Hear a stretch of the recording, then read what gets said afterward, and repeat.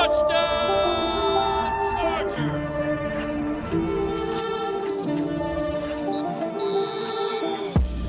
Well, a different kind of Chargers Weekly. Chris Hayre out today, but kind enough to join us, star of Move the Sticks, and of course, the Chargers play-by-play analyst broadcast on the radio and through the Chargers app.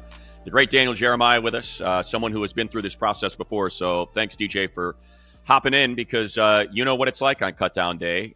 You were the bearer of bad news, I believe. How many of your three stops, Eagles, Ravens, Browns, were you the bearer of bad news on all three of them? No, just one. So it's very much an entry-level role. Once you put a few years into the league, they don't subject you to the literally worst part of the gig. I would rather have a million 5 a.m. airport pickups, which I've done my fair share of, than to have to cut one guy. But I did that for, 2 years in Baltimore. I was that person, and it was never a day that you look forward to. And I have many, many a wild story from those years. Well, I don't know if you want to share any of them, but let's give you one. Let's go. Let's get one. Let's give you one straight out the gate. I'm gonna forego the one where I almost cut the wrong person, had to walk him back into the room and grab somebody else, which is not a great no, move. That's not good. This was a receiver that was not expecting to get cut. He was none too pleased. Well, back then, there's no iPads, there's no digital playbooks. You had the real binder. So my job is twofold. My job is to tell him he needs to go see coach, and then he needs to see the general manager, sometimes both, sometimes one or the other. I wait outside that office, and then I have to follow him to get his playbook. And then once I get his playbook, I'm absolved of all my duties. So get the receiver, go to tell him he's not happy with me, having words with me as if I'm, a 24-year-old making this decision. So he's barking at me all the way up to the office, gets out of the office. He's steaming coming out of there. And I go, okay, I need to get your playbook. He goes, I don't have it. I go, well, where is it? He said, it's at my house. And I go, well, I gotta follow you to your house and get your playbook. He goes, I'll just bring it over tomorrow. I'm like, no. I have to get your playbook right now. So I have a 1994 Honda Accord with one of the windows that doesn't quite go all the way up. Sure. So it's a hoopty. You got a hoopty. Yeah, it's a hoopty. It was cost me $3,500. Okay. So I see him get into, I want to say it was a Corvette. It was considerably faster vehicle than mine. And he didn't live that far from the facility because everything in Baltimore is kind of right around there. So just a couple miles. But he peels out of there. And I am on the gas as hard as I can go in this Accord, and I'm trying to tail this guy in this sports car to its neighborhood. So by the time he's got me by a good bit, so he's already gotten to the house, already opened up the door, shut the door as I'm pulling into the driveway. So I'm like, what am I supposed to do? He's not going to answer the door. Yeah, breaking and entering. Can't do that. Thankfully, as I'm walking up the steps, I think he was surprised to see that I actually kept up with him. Right. As I'm walking up the steps, I just see the door open and a book comes flying out, and then the door shuts. I'm sweating bullets. I got that playbook, got in my car, and got back to the office, and I did my job. Did you tell the boss what you had to go through to get that playbook, or no? No chance. No, hey, just do your job, man. Just do your job. Exactly. Here's the playbook. On to the next one. Yep. So I'll start with, as you know, so that's your entry level position. Well, now you're in a higher level with the Ravens, with the Eagles, with the Browns. We go through the exercise in the media of, hey, here's what I think the 53 is going to look like. Is it tight? Is it close? Do you have those intense debates over spots 52 or 53, or is it kind of simple? Hey, we need depth here. We like this guy. I feel like we make a much bigger deal out of it than maybe the people inside do. Yeah, it's usually very few spots. I mean, you're talking one or two at the most. And the debate, I would say, is twofold. Is one, okay, who is the better player? We want to keep our best 53 guys. But part of the calculus is, well, if we want to keep these guys in the organization and it's between two players for that final spot, who do we feel most confident we'd be able to get down to the practice squad without getting claimed? Then we get to keep both, get to have our cake and eat it too. So that's part of the calculus that's maybe a little bit different, where you might say, man, I thought this guy maybe had a little better camp than the other guy, but we feel more confident based on where the league is and that we can get this other player to the practice squad, and that allows us to keep both guys. So that's where some of that comes in. But I'm always reluctant every year in the preseason when you see somebody that has a great game in the final game, and people say, well, that did it. He clinched it, and you're like, man, unfortunately for him, that decision was made 10 days ago, Right. that was going to be a crunch. So yeah, I think you're right with your hunch there, Money. It's not 8 spots and just a battle royale in a room with all different opinions. It's usually everybody kind of agrees it's these two guys, and then what's the best strategy for the team going forward.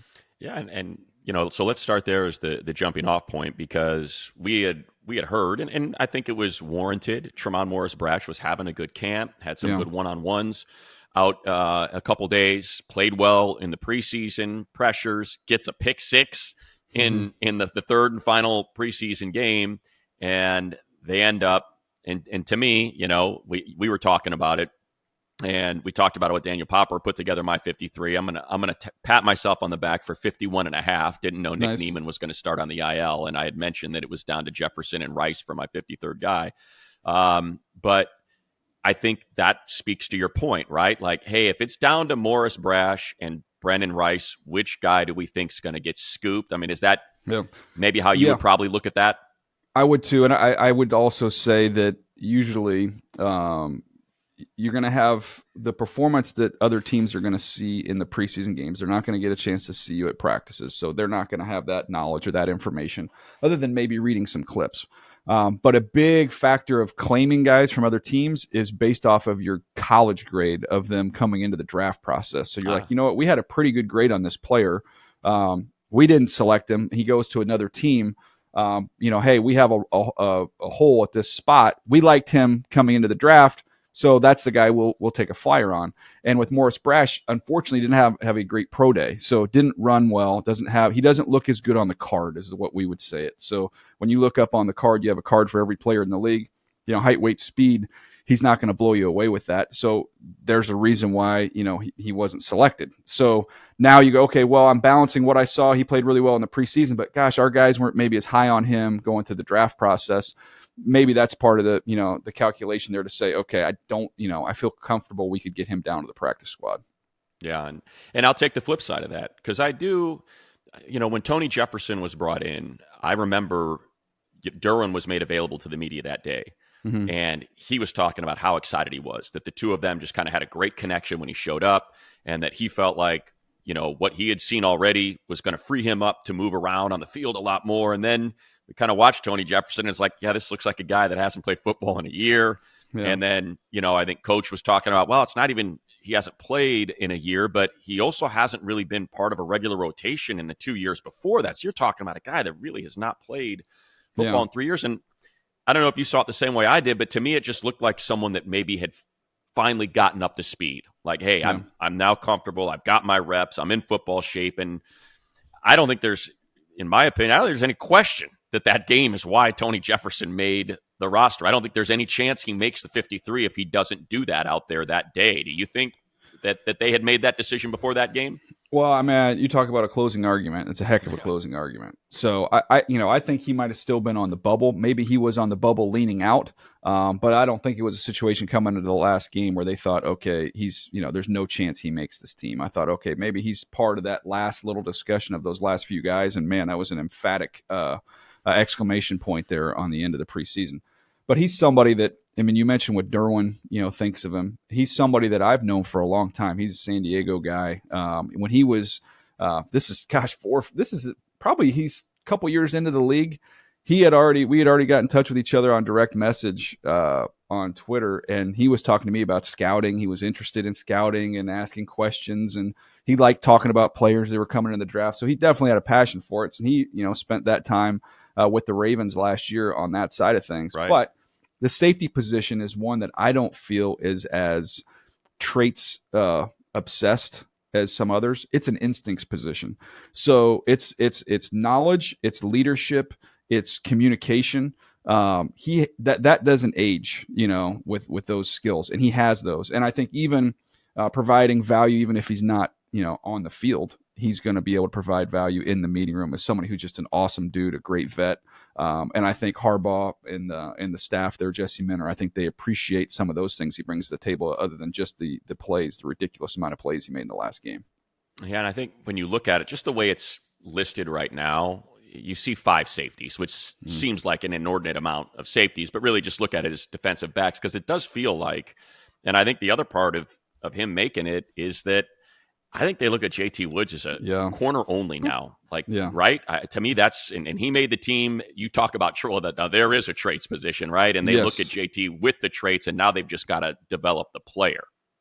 Yeah, I mean, it's a totally different requirements for positions when you look at the safety position and the corner position. I always am asked before the combine every year, what does the 40 matter? Is speed, that important? You guys talk about all these times. I said, well, for corners it is more so than any other position. And JT Woods is a 4.3 guy with long arms.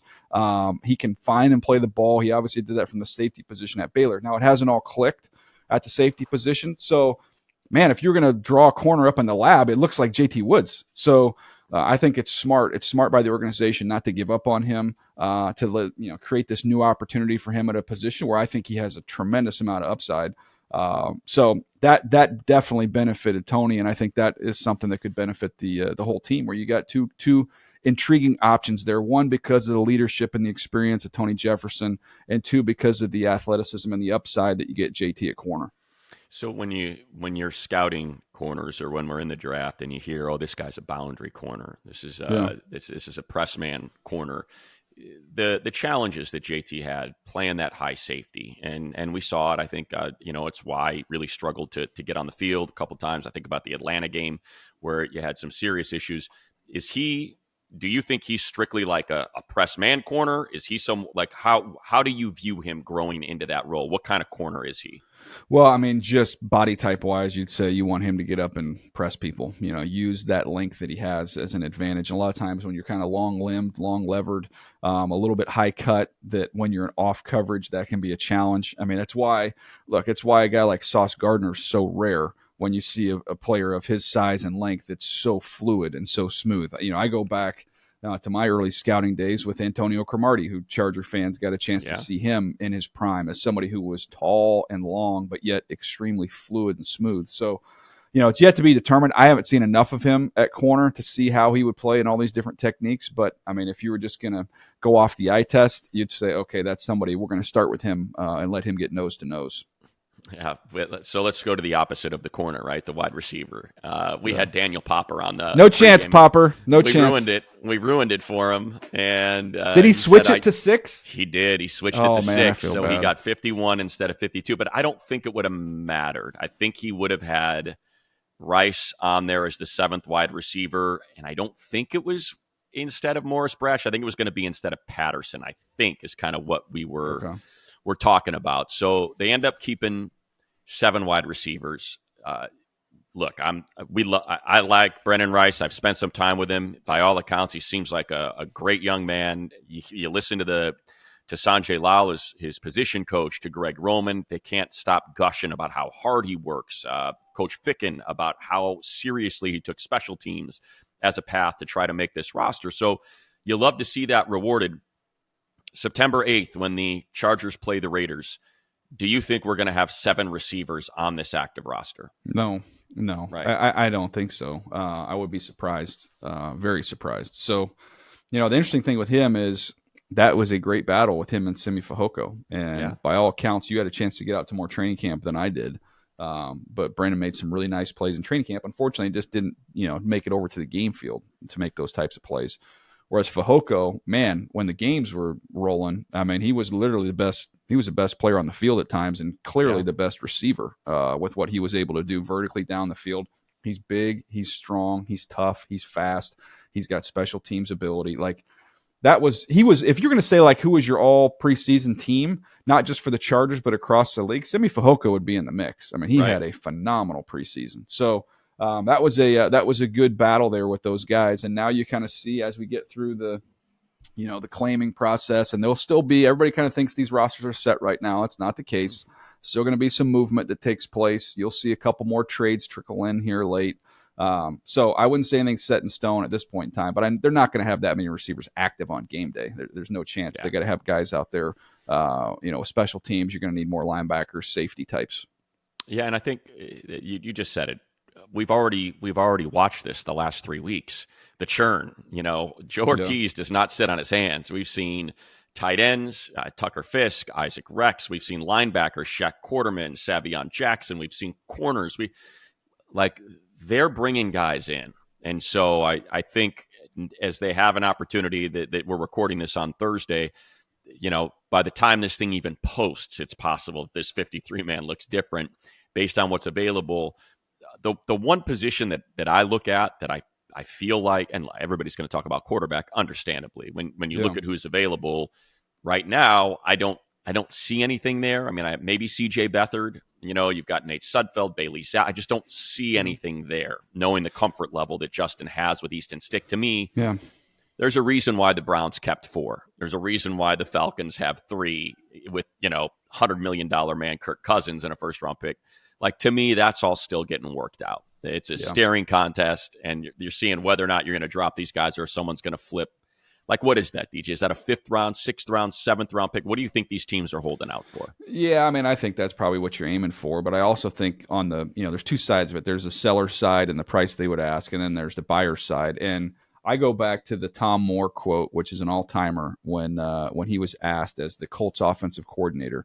He said, how many reps do you give to Jim Sorgi during the week of practice? And he said, look, if Peyton Manning gets hurt, we're screwed.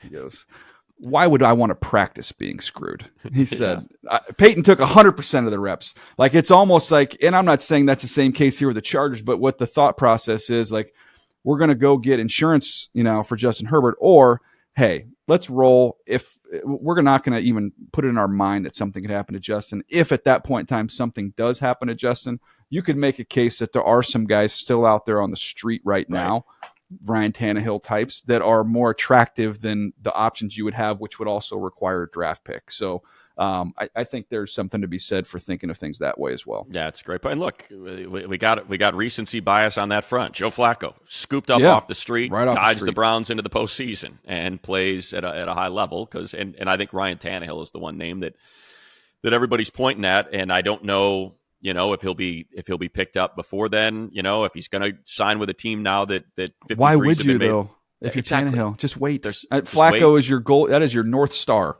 That is what you're sitting there saying. I want to wait and see if there's a good team that has an injury, and I can come in and see if I can make a postseason run. Why would you go sign to be a backup right now? It doesn't make any sense from his standpoint. Exactly. So, and I think, as it's Chargers Weekly, there has not been more discussion about a player on the 53-man roster than the one that we do not want to see. He's a player that you do not want to see take the field, and yet people are apoplectic about Easton Stick making this 53-man roster. And the names I've been called, which is whatever, I get it. Yeah.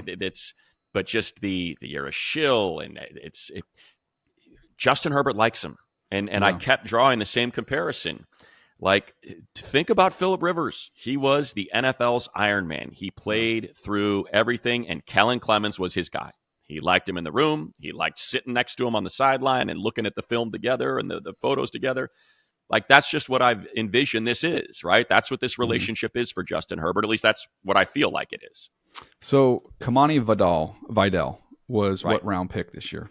He was the 6th round pick this year.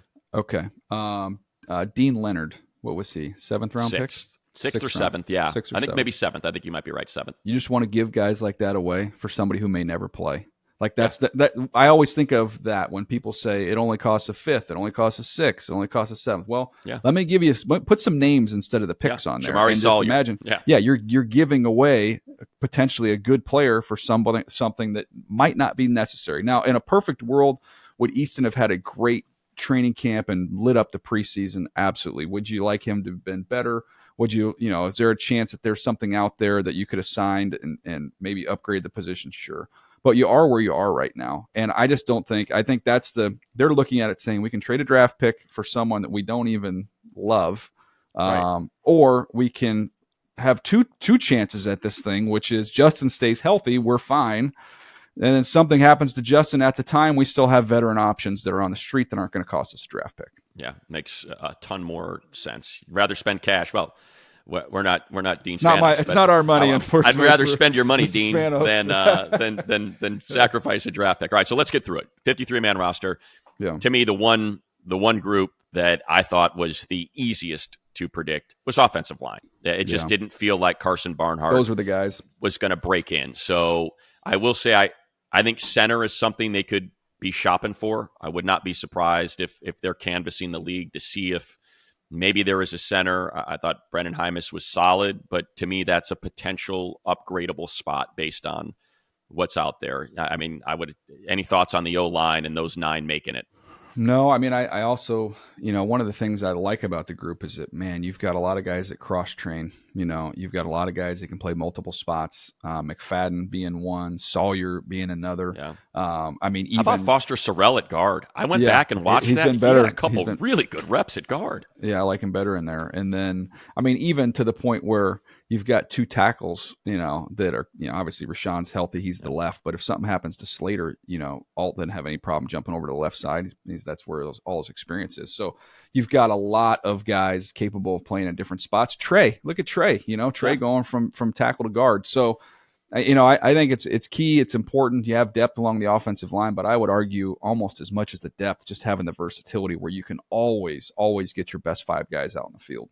Yeah, so that one was easy. I was surprised that they kept the 4th back. I had 3. That was the one that I missed, but we talked about Patterson being a lock as that great 3rd back for like 3 weeks, and I think that's what you were talking about. Is it's not necessarily what people might see on game day because Kamani Vidal had a great 2nd week there of the preseason, but Patterson had been solid all season, all training camp long, I should say. So are you surprised that they kept 4? Well, I think that's a lot about JK.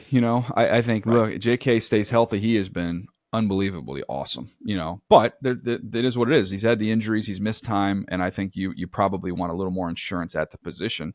Gus is not a 1st or 2nd year back either. So I think that's probably went into the decision there to keep that 4th guy.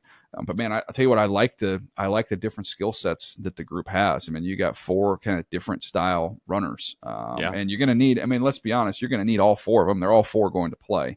As you go throughout the season, even if JK and Gus stay healthy, you got to keep everybody fresh. When you lose a draft pick and they're still on their rookie contract, it's always kind of circled. And I know it's not a 1st or a 2nd rounder, but Isaiah Spiller was a 4th round pick. Yeah. He played in the SEC. He played really well at Texas A&M. There were a lot of people excited about him when he was drafted by the Chargers as someone who could potentially make an impact. Why do you think it just never clicked? It just, that's the word. It didn't click. I had Breece Hall over him, but I had him not far behind Breece Hall. I think I had him as and he was either in the back of my top 50 or maybe he was just outside the top 50. But I thought he would go in the 2nd round. And so here he is. He slid a little bit. He comes to the Chargers. Man, he looks the part. You get out there and you watch him.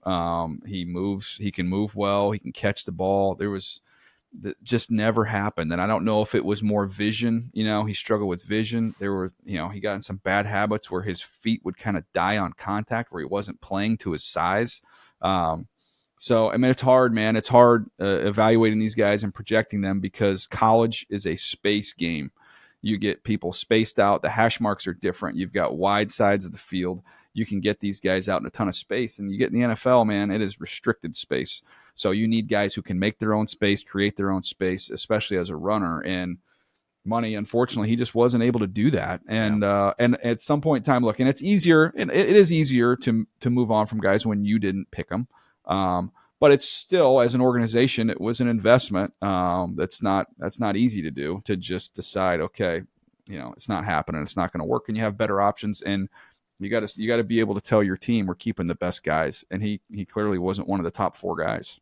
No, I like the room. Like you said, it's 4 completely different guys. And I have no idea how many touches Kamani Vidal or Jared Patterson are going to get on game day, but it's a pretty darn good looking room. Tight end, they only kept 3. And I felt like we knew that was going to be the case. I thought maybe Tucker Fisk could have a shot at it. Matlock, baby. Hurt. Yeah, right. Now they got Matlock instead playing that role, playing both ways on defensive line and tight end. But Disley, Hurst, and Smartnett, again, three kind of different guys. What do you need? Here's plug one of the three in. Yeah, I think that Smart was the one we had talked about in the pregame last week of he's the different one. He's the athletic one, the explosive one. He gives them something that they didn't have in the first two. First two complete tight ends, obviously Disley, one of the best blockers in the league, Hurst, all-around tight end. But I think the explosiveness was Smart. That made sense. And then I also think it's a evolved way of thinking, but instead of, and I always go back to George Fant when we would go up and see the Seahawks and they would play with the sixth offensive lineman, and we'd sit there and go like, yeah, why don't more teams do this? You're going to put a tight end out there who's a C-level blocker, or you can put another offensive lineman out there who's going to be a B or an A-level blocker. Why not? Right. So I think now you've got the extra offensive lineman you could play with, and you could use McFadden as the big fullback if you want. You can use Matlock as a tight end.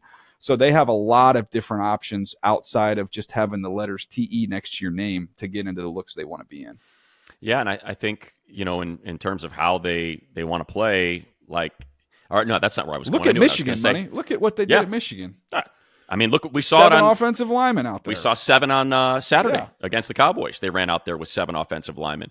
What I was going to say is, as we kind of get into the practice squad, don't forget where Stone Smart came from. It's a quarterback.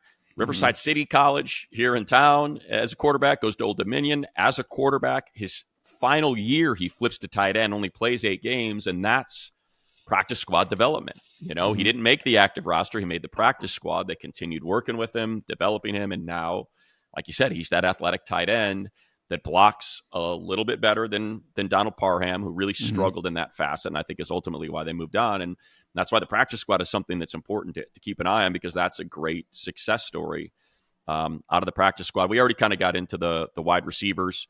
I'm anxious to see, who the 3 are, though, like, and how, because we know why they brought in DJ Chark, right? He's he can get off a press. He's a good 50-50. He's a 4-3, 4-4 guy. But man, Fehoko looks so good. I'm like, I could see him pushing Chark for that spot and getting out there on the outside. Yeah, and the thing that we don't know is just where Justin is with that, because that's going to have a lot to do with it. Who's Justin comfortable with? Who has he built a rapport with? Like, that's going to be a big part of that equation. So I'm excited. It feels in some ways like we haven't seen the 2024 Chargers. Like, it's just the way it is now. You don't see guys in preseason. Obviously, Justin missed a huge chunk of camp, so I don't know that I've ever been more excited for a week 1, and it's just kind of. Man, this is not clear packaging. Like, this thing is wrapped in wrapping paper. I'm excited to see what this looks like once we get these guys out there. Who's out there? What's their role? How's this going to work? I don't know that we've ever known less from that standpoint, but yet I'm maybe more excited than I've ever been. Oh, I think you're absolutely right. We've never not known less. We are flying blind on I mean, is it JK? Is it Gus? Yeah. I don't know. Is it, like you said, Palmer, McConkey, Fehoko? We're trying to figure it all out. Defensive line, I do know this, that Tier Tart could not work his way into the starting rotation at defensive tackle for the Dolphins and was not happy with that. It sounds like he was under the assumption when he signed with them that was going to be the case, and got a little upset when it wasn't. That cut, to me, he looks like he might be the best out of the group. And what a find for Joe Ortiz and Jim Harbaugh to be able to get him in there and in the mix with that group of 6. Yeah, he can play on the other side of the line of scrimmage. I mean, you saw that. And look, not playing against all starters all the time out there, but he can get on edges, he can get up the field, and he's disruptive. And I think that, is not with sacrificing size either. So, I think that was huge. By the way, circling back real quick on JK and Gus. Yeah. Before you remember Princess Bride? Yes, of course. So I was going to pick one of them in my little fantasy league. I was on the clock. Right. And I went through the Vincini, like, well, clearly I can't choose the glass in front of you. Right. But just going back and forth. Yes. Never match which is the Sicilian when death is on the line. So you built up a tolerance, right? And which one did you end up taking? I ended up taking Gus because of the touchdowns. That's right. And see, I ended up having my draft last night, and I took JK.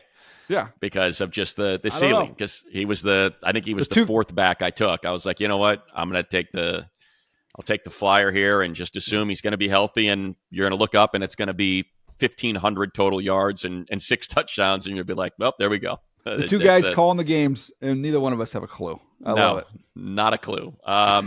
Edge, it is what we thought. Good to see Joey Bosa out there at practice yesterday. That arm was heavily wrapped, so I'm guessing it must be a frac. I don't want to play doctor or anything, Yeah. but there's got to be something going on there. But good to see him back out there.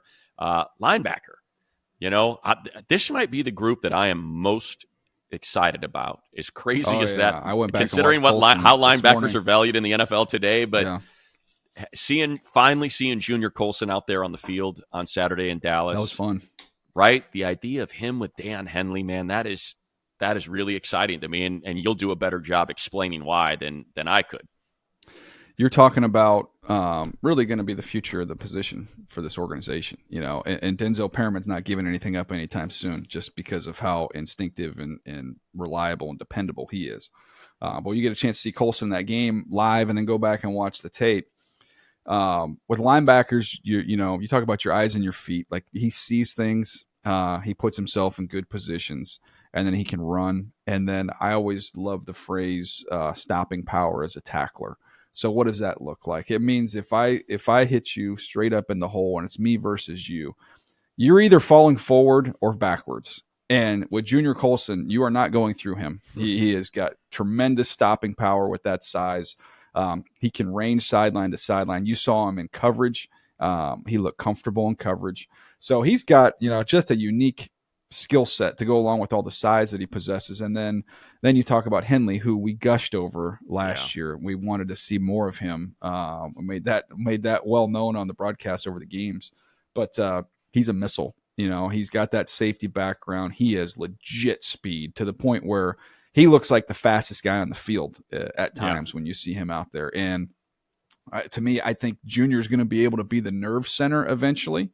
Denzel can be that now, but you're going to grow eventually into Junior getting that spot down the road, and he can be the one that's the communicator and getting everybody where they need to go. And then to me, with Henley, hey, clear your mind and let it rip. Like that is when you're going to see him absolutely at his best. I got a chance going back, and I'm sure I haven't talked to Ortiz about this, but I'd be curious, and I'll ask him about it next time we talk. But it is similar. That relationship could be similar to the Ray Lewis, Bart Scott. And I'm not saying anybody's Ray Lewis here, but I'm saying the roles that they played. Right. Ray was the captain. Ray was the communicator. He knew everything that was going on. That was the nerve center. That's going to be Junior, trying to play that spot. And then Bart was a heat-seeking missile that you just cut loose and let him hit Ben Roethlisberger in the back as many times as possible. Like that's right. That's going to be the dynamics of those two guys playing together. Yeah, I thought you were going to go Roquan, Patrick Queen, but we'll take Ray Lewis. I went Bart old Scott. school. Old school. Love it. Yeah, absolutely. Take that. Corners we already went through. I think it's worth because we called the game against the Rams, and if going back to this past Saturday, Tony Jefferson was the best player on the field. Dean Leonard was the best player on the field in that preseason game against the Rams, and that's a pretty darn nice depth piece to have at corner, knowing how important that position is, and he's someone that currently is sitting behind Christian Fulton and Asante Samuel. I wouldn't be nervous if you told me that there was injuries and he's got to roll out there week 1 against the Raiders. I mean, that sounds, maybe people think I'm crazy, Devontae Adams out there, but Dean Leonard, from what I've seen, I just see somebody who just keeps getting better and better and better. The arrow just pointing up, and he's got all the traits and the tools. You knew that was the case.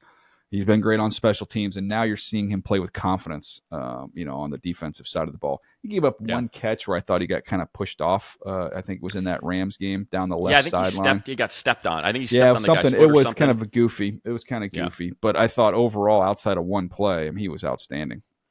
We'll wrap it up with this, DJ. The practice squad has not been put together yet, I don't think. I'll just kind of refresh the browser here just to see. No, nothing new. So here's kind of what I put together based on sort of what we saw through training camp and in the games. I think Carson Barnhart played okay. I think of all the O linemen, Brent Lang, Bucky Williams, Barnhart.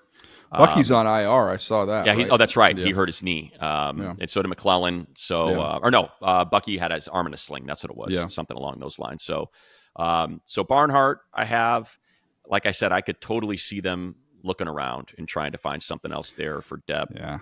It's dangerous to try and project practice squad, because I'm going to guess, if we were going to go put the line at 50%, I almost be tempted to say over 50% of the practice squad will be made up of guys who are outside the organization. Yeah.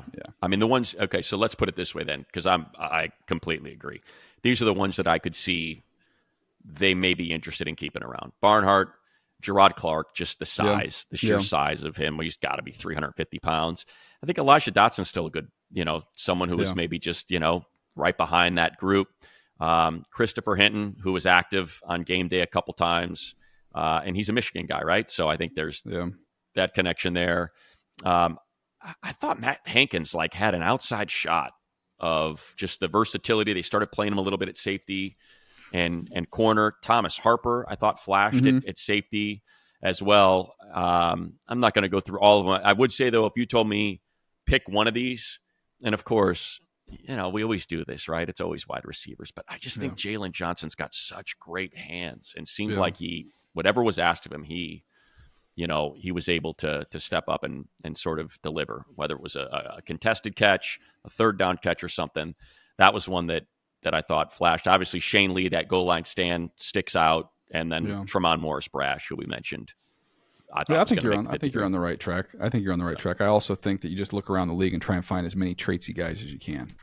That's all you would do for practice squad? I want to get guys. Yeah, to me, it's this sounds bad, but if I know you can't play at your current speed, you're not, then there's nothing. I can't do anything for you. I can't make you faster. That's going to be something that's going to prohibit you from being a successful player.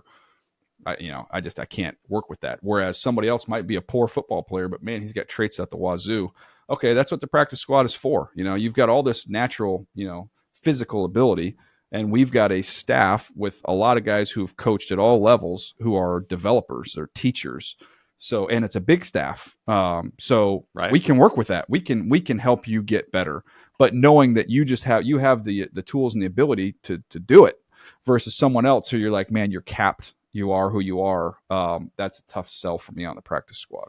So then I will amend everything I just said, and I only have one player, Isaiah Witten. That's it. Give me the guy that's got the fastest 10-yard split in the history of football. If I was in that building, I would say, let's work with that kid. I want to work with that kid. So, well, 53-man is made. It's I almost wonder if people are so interested in it because they like playing GM and they like seeing the cuts. And this guy was taken in the second round, and I knew it wasn't going to happen. Things like that. But 53's together. Next week we'll be previewing week 1 against the Raiders on September 8th. Hopefully we see you all out there. Always love interacting with you, the fans. Thanks for rating and for leaving a review if you have time to do that as well. Chris will be back next week. I think Jaleel Adai is going to check in next week with us as well. But DJ, appreciate you carrying the load this week. It was a lot of fun. Man. No, it's always great to catch up. And we've got one weekend of some fun college football. And there you go. Dude, you realize next Thursday is not far away from this NFL season kicking off, man. We're 1 week away from Ravens Chiefs. How about that? And since we're in LA, tip of the cap, way to go, Carson Steele. I know you're only here for a year. Yeah, how about that? After Ball State, pretty cool that he ends up making that 53-man roster. And we got college football this weekend. I know that you'll be certainly closely tuned in to UCLA Hawaii. Is that a Thursday? That's Saturday. That is very much feels like a Thursday. I know it does, and it's not the late one. That's the one that all the gamblers chase. Give me that Hawaii game that kicks off at 7 p.m. Pacific. But no, it's a little bit earlier. We've got USC LSU. Oh man, Sunday. That's a Sunday. I'm telling you, that's it's going to be something. And then we'll have NFL football in a little over a week for the Chargers. September 8th against the Raiders. Way to get it. Cannot wait. Be sure to follow DJ Move the Sticks, and if you have not, I'm sure you have. If you're listening to this, you listen to the Move the Sticks podcast. But if you don't, it is multiple times per week the scouting insight around the NFL and college football. DJ, we appreciate it, man. Thanks, brother.